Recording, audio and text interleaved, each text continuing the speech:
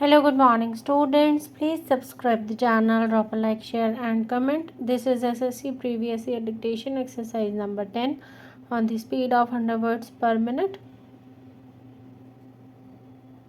Start.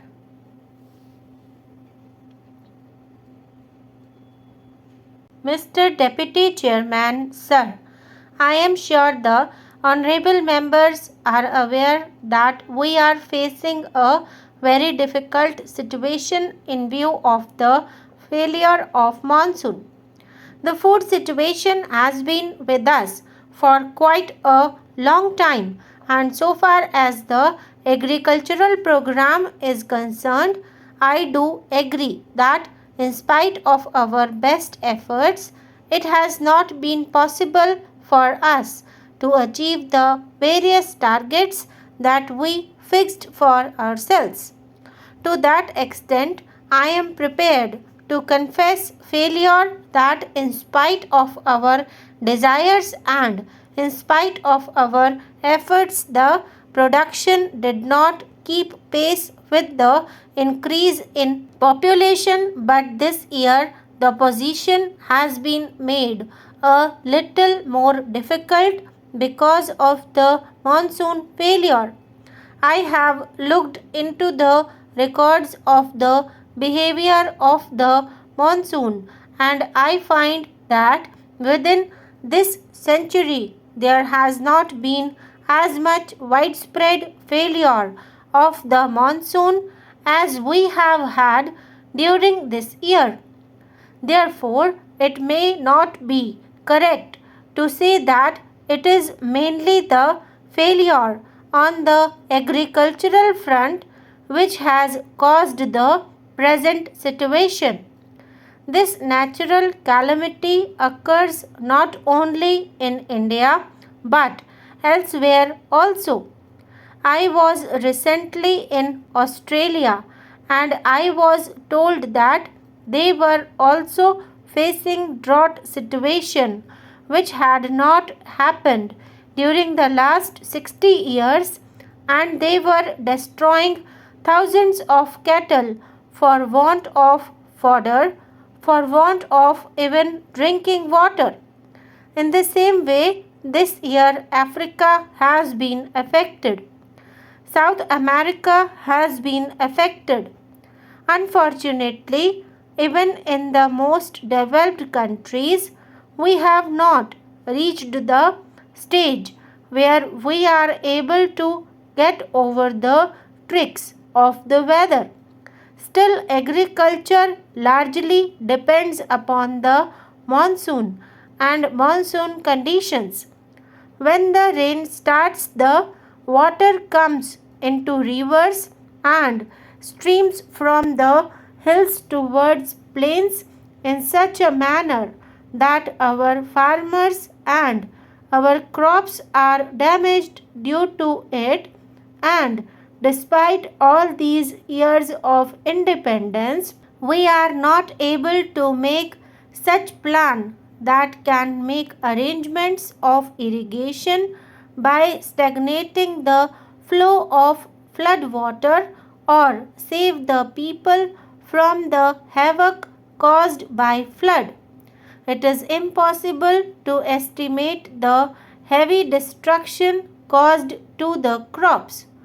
Therefore, in a country like ours, when such a natural calamity occurs and if the production is affected in a big way, it is nothing surprising.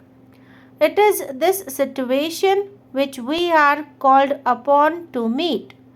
As far as estimates are concerned, there are varying estimates, but my estimate is even during the wheat season, we may be facing a shortfall of about 8 million tons of food grains.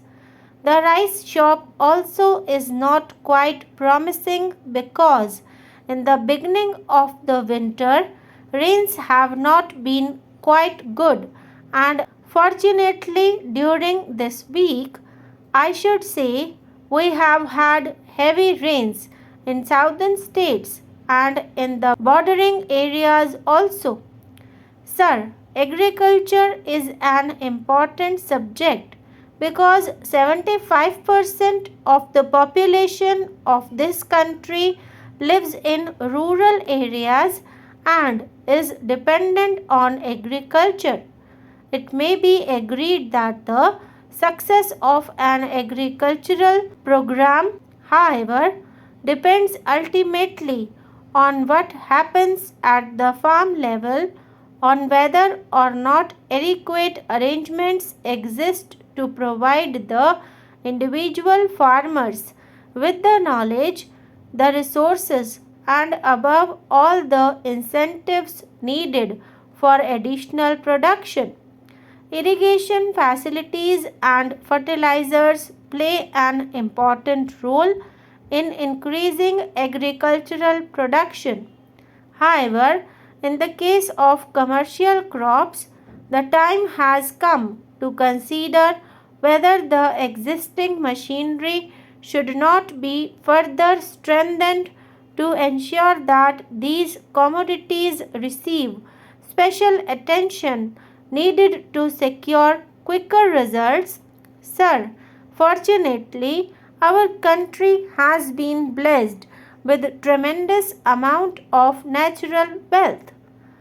Underground water is also available in abundance and can be best utilized to encourage irrigation through tube wells. Electricity is the basic necessity to meet irrigation requirements, but these are not enough. There is a need for support price for agricultural products. You will agree that there is need to formulate a policy that will encourage agricultural production and provide remunerative prices to farmers. The farmers in our country, not only after independence but before that too, were the victims of the middlemen who just extracted all benefits out of them. There was a time when our country used to port food grains, but our farmers took up the challenge and brought about a green revolution, so much so that today we are in a comfortable position, but due to faulty policies, our farmers don't get remunerative prices. As already pointed out, there is also need for continuing vigilance in regard to prices. The current trend of wholesale and consumer price index reflects the growing pressure which is, to some extent, inevitable in a developing economy on supplies of food grains and other essential commodities. Not only is the consumer demand increasing, but with the rising standard of living, there is a shift in the pattern of consumption from coarse grains to rice and wheat, and from coarse and medium cloth to fine and superfine cloth. The overall picture is one of promise or rising growth rates in the basic fields of industry, though these rates at present is somewhat below the expectations in the plan.